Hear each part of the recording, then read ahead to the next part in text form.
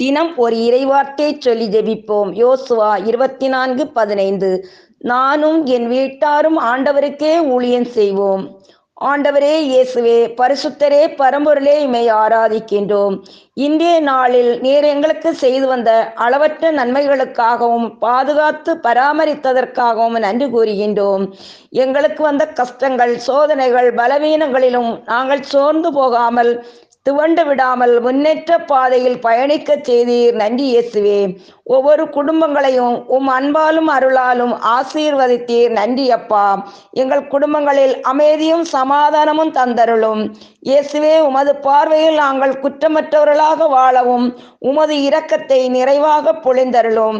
உமக்கே என்றும் பணி புரிபவர்களாக எங்களை மாற்றும். எங்கள் உறக்கத்தை ஆசீர்வதியும். காலையில் பொது பொலிவுடன் எழுந்து உம்மை மகிமைப்படுத்த எங்களுக்கு அருள் புரியும். ஆமேன்.